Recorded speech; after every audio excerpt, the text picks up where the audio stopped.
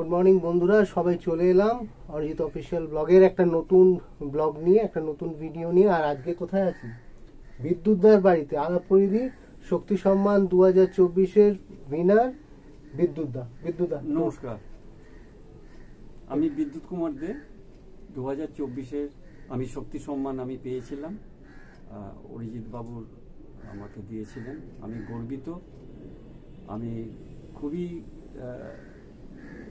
উচ্ছ্বসিত এবং অনেক দায়িত্ব সমাজের প্রতি বেড়ে গেল যে প্রতিবন্ধীদের নিয়ে দীর্ঘ 32 বছর আমি যে কাজ করছি, সেই কাজের যে একটা স্বীকৃতি এবং আমার সমাজের প্রতি আরও দায়বদ্ধতা, এবং আমাদের মতো যারা বিভিন্ন এখন 21টা ক্যাটেগরি, 21 ক্যাটেগরি যে প্রতিবন্ধী হয়েছে, শনাক্তকরণ হয়েছে, তাদেরকে কিভাবে সমাজে পুনর্বাসন করা যায়, এবং আমাদের যে প্রতিবন্ধী আইন আছে এবং পশ্চিমবঙ্গ সরকারের যে বিভিন্ন সুযোগ সুবিধে, আমাদের জন্য ডিসেবিলিটি কমিশনারের অফিস আছে, বিভিন্নভাবে কিভাবে করা যায়, আরও আমার দায়িত্ব এবং দায়বদ্ধতা বেড়ে গেল। বাহ, এই দায়বদ্ধতা থেকেও আমারও কিছু দায়বদ্ধতা থাকে। যেমনি জানেন যে বলেছিলাম যে আমি কিন্তু একটা হোম ভিজিটে এসেছি, মানে বিদ্যুৎদার কাছে, বিদ্যুৎদার বাড়িতে। এটা আমার হোম ভিজিটেরই একটা পার্ট। যারা শক্তি সম্মান পায় তারপর আমি তাদের সাথে হোম ভিজিট করি, এবং এই হোম ভিজিটের মধ্যে তাদের সম্বন্ধে আরো বেশি করে জানার চেষ্টা করি, জানতে পারি, এবং আগামী দিনে ওনাদেরকে নিয়ে কিভাবে কাজ করা যায় সেটার একটা নেটওয়ার্ক তৈরি করার চেষ্টা করি। তো বিদ্যুৎদা, দেখুন, যে কোনো একটা স্বীকৃতি মানুষকে মেন্টালি একটু এম্পাওয়ার করে, খুশি করে, আনন্দ দেয়, মনে হয় আরো বেটার কাজ করি। শক্তি সম্মান পাওয়ার পর আপনার মধ্যে কি কোনো পরিবর্তন বা মেন্টালি কোনো গ্রোথকে আপনি ফিল করেছেন? দেখুন, আমি 2002 সালে স্টেট অ্যাওয়ার্ড পাই, 2003 সালে রাষ্ট্রপতি অ্যাওয়ার্ড পাই, আব্দুল যে কালাম সাহেব আমাকে অ্যাওয়ার্ড দিয়েছিলেন। এর আগেও বিভিন্ন জায়গা থেকে সম্মানিত হয়েছি, কিন্তু এই 2024-এ এতদিন পরে, 2003 এবং তার এতদিন পরে 2024-এ আপনার অরিজিৎ অফিসিয়াল আপনারা যেভাবে আমাকে আবার অ্যাওয়ার্ড দিলেন, পুরস্কৃত করলেন শক্তি সম্মানে, স্বাভাবিকভাবেই আমি এখন 71 বছর বয়স। আমি 71 বছর বয়সেও এই বয়সটাকে বাধা নেই আমার কাছে, আমার প্রতিবন্ধকতা কোনো বাধা নেই। এই অ্যাওয়ার্ডটা পাওয়ার পর আমি আরও উজ্জীবিত, আরও আমি উচ্ছ্বসিত, এবং আরও দায়বদ্ধতা আমার অনেক বেড়ে গেল। এবং যেটা সত্যি আজকে মানে স্বীকার করার জায়গা, যে আমরা যারা কলকাতা শহরে এবং মফস্বলে আছি, আমরা অনেক কিছু সুযোগ সুবিধা পাচ্ছি, আমরা ভোগ করতে পারছি, আমরা অধিকারটা পাচ্ছি, কিন্তু বাস্তব যেটা, সেটা হচ্ছে যারা দূরে থাকে, প্রান্তিক জায়গায়, রিমোট প্লেসে, সুন্দরবন, পাথর প্রতিমা, পাহাড়ি অঞ্চলে, বিভিন্ন জায়গায়, গ্রামে, গ্রামাঞ্চলে, পশ্চিমবাংলার যে বিভিন্ন জেলা, বিভিন্ন গ্রাম, প্রত্যন্ত প্রান্তরে থাকে, রিমোট প্লেসে থাকে, যেখানে যাওয়া আসা যোগাযোগ ব্যবস্থা খুব খারাপ, সেই জায়গায় কিন্তু প্রতিবন্ধী মানুষরা খুব একটা ভালো নেই। তার প্রথম এবং প্রধান কারণ হচ্ছে যোগাযোগ এর একটা অব্যবস্থা আছে, যোগাযোগের ভীষণ কঠিন ব্যাপার। 1, 2 হচ্ছে তাদের বাড়ির লোকেরা জানেই না যে প্রতিবন্ধী একটা মানুষ, প্রতিবন্ধী যার বাড়িতে আছে, যে জন্মাচ্ছে বা বিভিন্ন কারণে প্রতিবন্ধকতার শিকার হচ্ছে, তারা এই সুযোগ সুবিধাগুলো কিভাবে পাবে, এটা তাদের কোনো রকম ভাবে নলেজে নেই, তারা জানেও না, জানানোর কেউ জায়গা নেই সেখানে। আর একটা বড় সমস্যা হচ্ছে গ্রামাঞ্চলে, প্রান্তিক জায়গায়, যে মানুষের একটা আর্থিক সমস্যা, ফাইন্যান্সিয়াল ক্রাইসিস। সে নিজে রুজি রোজগার করবে, পেটে অন্ন জোগাড় করবে, না সেই প্রতিবন্ধী মানুষটাকে পুনর্বাসনের জন্য নিয়ে যাবে। আমার সাথে পাথর প্রতিমায় নীলকান্ত বাবু বলে একজন আছেন, আমি গিয়েছিলাম। মানে পাথর প্রতিমা নিশ্চয়ই জানেন যে সুন্দরবনের একটা গ্রাম, ওটা টোটালি আইল্যান্ডের ওপরে। সেখানে প্রচুর প্রতিবন্ধী মানুষ আছে, যাদের হুইল চেয়ার দরকার, ট্রাইসাইকেল দরকার। এখান থেকে সরকারি যে আছে সুযোগ সুবিধা আছে, কেন্দ্রীয় সরকারের যে অফিস আছে, ন্যাশনাল ইনস্টিটিউট অফ অর্থোপেডিক্যালি হ্যান্ডিক্যাপ, এখানে এলে সে ফ্রিতে পাবে। কিন্তু ওই প্রত্যন্ত জায়গা থেকে তাকে এইখানে নিয়ে এসে সেই সুযোগটা পাইয়ে দেওয়া, এই যে কি দুরূহ কাজ, একমাত্র যারা ফিল্ডে রয়েছে তারা জানে। আমি অনেকবার চেষ্টা করেছি, এখানে হুইল চেয়ার আমি প্রায় 5-6 জনকে আমি পাইয়ে দিচ্ছি, কিন্তু তারা যেভাবে এসেছে, আমি গাড়ি ভাড়াও কিছু জোগাড় করে দিয়েছি। প্রথম হচ্ছে তাকে নদী পেরোতে হবে, নদী পেরোনোর পর তাকে বাসে চাপতে হবে, বাসে চাপার পর তাকে ট্রেনে চাপতে হবে, ট্রেনে চেপে তাকে শিয়ালদা আসতে হবে, শিয়ালদা থেকে এসে আবার তাকে যে জায়গায় যেতে হবে। স্বাভাবিকভাবেই এই ধরনের প্রতিবন্ধীদের আমরা যদি তাদের কাছে যদি পৌঁছতে পারি, তাদের যে সুযোগ সুবিধাগুলো যদি তুলে দিতে পারি, খুবই মানে এটা খুব ভাইটাল একটা প্রসঙ্গ তুলেছে। শহর কেন্দ্রিক মানুষের সাথে আমিও নিজে কানেক্ট করতে পারছি। এমনও আছে যারা অনেক দূর থেকে আসে, যারা সম্ভব তারা আসছে, কিন্তু অনেক মানুষ ফিনান্সিয়াল মানে একটা চাপে তারা পৌঁছতে পারছে না। আমিও হয়তো সেই জায়গাটা এখনো ডেভেলপ করে উঠতে পারিনি বা তৈরি করতে পারছি না যে তাদেরকে আমি নিজের একটা এক্সপেন্স দিয়ে নিয়ে আসবো। হয়তো আমি চেষ্টায় আছি, আজ পারছি না, হয়তো আগামীকাল ঠিকই পারবো সেই মানুষগুলোকেও একদম ওখান থেকে তুলে নিয়ে আসা। এবং বিদ্যুৎ দা, এই যে আপনার জীবনে এই দুর্ঘটনাটা, এটা কিভাবে হয় এবং কিভাবে আপনি ফেস করেন তখন? আমার 14 বছর বয়স, ট্রাম দুর্ঘটনায় আমার পাটা কাটা যায়, ট্রামে দুর্ঘটনায়।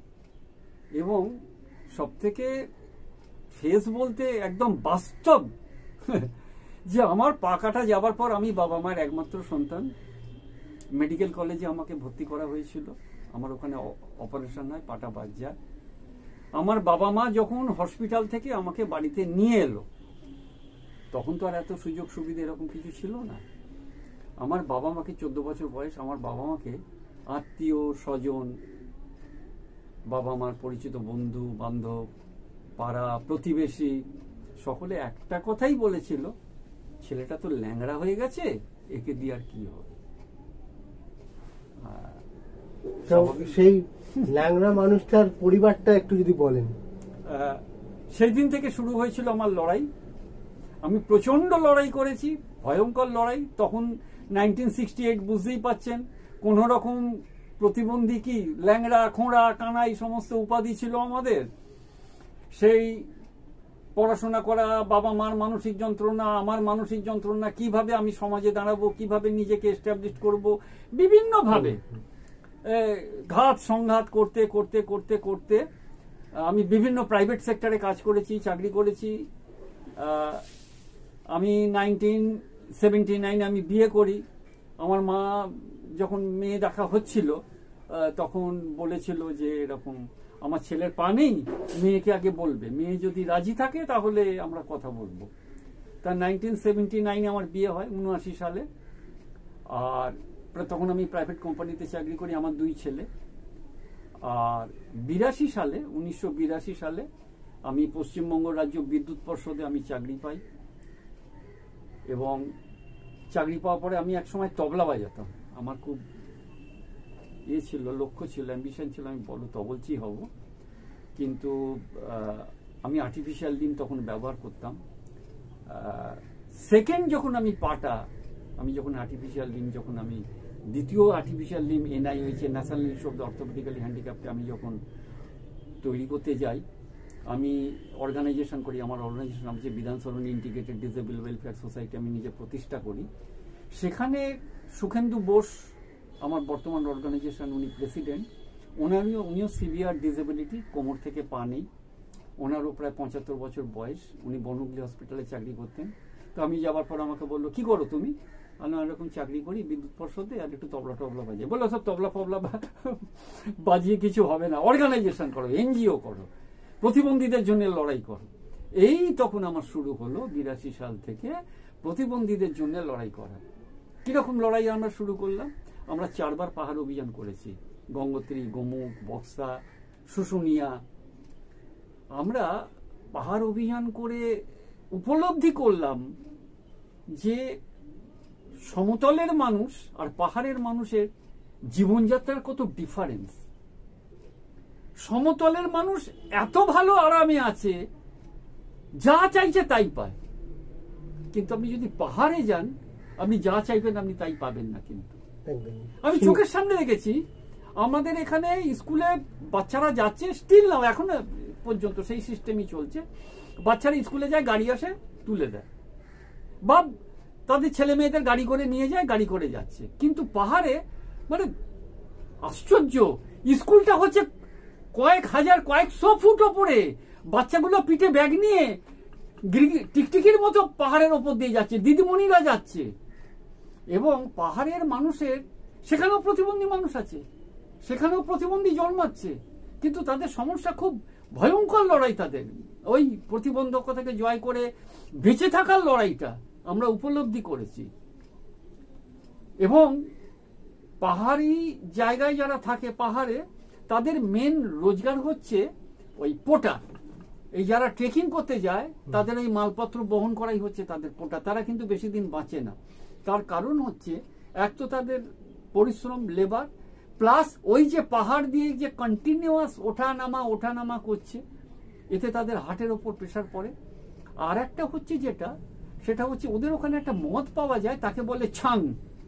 যারা পাহাড়ি জায়গায় যাবে তারা জানতে পারবে, ছাং দেশি মদ তৈরি করে, ও বাচ্চা থেকে শুরু করে বড় সবাই খায়। এই একে তো রোজগার কম, প্রচন্ড পরিশ্রম রোজগার, তার মধ্যে নেশা ভাঙ করে তাদের লাইফটা অনেক বেশি দিন বাঁচে না তারা। এই অবস্থার মধ্যে দিয়ে আমরা উপলব্ধি করে এসেছি পাহাড়ে 4 বার গিয়ে, যে পাহাড়ি অঞ্চলের মানুষদের শহরে আমরা জল, একটা জিনিস বলছি, যেমন ধরুন জল, আমরা এখানে জল কত সহজে পেয়ে যাই, পাহাড়ে জলের সমস্যা আছে, প্রচুর ঝোড়া আছে, ঝর্ণা, যেটাকে ওরা ঝোড়া বলে, ঝর্ণা। সেই ঝর্ণার জল কিন্তু সব ঝোড়ার জল কিন্তু খাওয়া যায় না, খেলে কিন্তু এমন হিল ডায়রিয়া হবে একদম। ওখানে যখন জল আসে ওরা মাসে একবার কি সপ্তাহে একদিন ওরা মানে কাছাকাছি করে। জলের সমস্যা আছে, খাবারের সমস্যা আছে, ওখানে খাবারের দাম বেশি। ভারতবর্ষে যেখানে যত পাহাড় আছে, কারণ সমস্ত হাই অল্টিটিউডে যায়। আমাদের এখানে ধরুন এখন বর্তমান ধরুন আলু চলছে 30 টাকা, এখানে যদি আলু 30 টাকা হয় তখন পাহাড়ে গিয়ে পাবেন 50 টাকা। তার মানে আলু 30 টাকা, মানে রেগুলার বাজার যাওয়া আসা করেন তো? আমি রেগুলার বাজার। হ্যাঁ, বিদ্যুৎদা নাম বিদ্যুৎদা, বিদ্যুৎ পরিষদে কাজ করেছেন, কিন্তু কোনো বাধা কিন্তু আটকে রাখতে পারেনি। বিদ্যুৎদার সাথে আড্ডাটা জমে গেছে, কিন্তু এর বেশি আর যাবো না। তো আজকে ফার্স্ট হোম ভিজিট, এবার আমরা বিদ্যুৎদাকে নিয়ে দেখতে পাবো মিশন 100 ফাইটার্সে বিদ্যুৎদা যাবেন। বিদ্যুৎদার জীবনের জার্নি একটা ওয়াস্ট এক্সপিরিয়েন্স আছে, অনেক তথ্য স্টোরেজ আছে।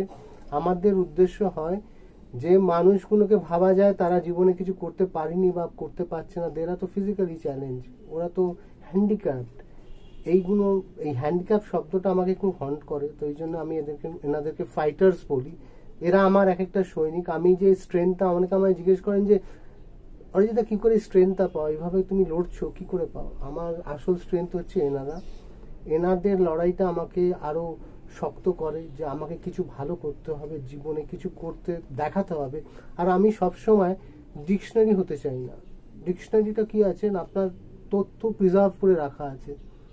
আমি প্র্যাকটিক্যালি ডেভেলপমেন্টটায় বিশ্বাস করি, যে আমি নিজে কি করছি, রেজাল্ট ওরিয়েন্টেড কাজে আমি বিশ্বাস করি। আমি চাই এই মানুষগুলোর এমন একটা জায়গায় পৌঁছুক যাতে পৃথিবীর প্রত্যেকটা মানুষ এদের ইচ্ছে করলেই খোঁজ নিতে পারবে। তার প্রিপারেশনটা চলছে, খুব শীঘ্রই আপনাদের কাছে আসবে, কিভাবে আপনারা এই তথ্যগুলো পাবেন। তো আজকের আড্ডাটা এখানেই শেষ করলাম। সকালেই বেলা, আজকে কটা বাজে, এখন ঠিক 9:30 বাজে। 9টায় বিদ্যুৎদাকে ধরেছি আমি, 9টা থেকে 9:30 বিদ্যুৎদার সাথে এই সেশনটা হলো, হোম ভিজিটটা হলো। তো বিদ্যুৎদা, থ্যাংক ইউ আজকে আড্ডাটা মারার জন্যে। আর আমরা আগামী দিন বিদ্যুৎদাকে দেখতে পাবো মিশন 100 ফাইটার্স পর্বে, এবং আরো অনেক কিছু আমরা একসাথে আগামী দিন করব। তো সবাই ভালো থাকুন। অরিজিৎ অফিসিয়াল ইউটিউব চ্যানেলটা অতি অবশ্যই সাবস্ক্রাইব করে নেবেন। আর আমার অরিজিৎ অফিসিয়ালটা ইউটিউব চ্যানেল, যেটা মেন চ্যানেল সেটার কথা বললাম, আর অরিজিৎ অফিসিয়াল ব্লগটাও সাবস্ক্রাইব করুন এই ধরনের জিনিসের সাথে আমার সাথে ট্রাভেল করতে, আমার পাশে থাকার জন্য। ভালো থাকুন সবাই, দেখা হচ্ছে নেক্সট ভিডিওতে অরিজিৎ অফিসিয়াল ব্লগে। ভালো থাকবেন সবাই, নমস্কার।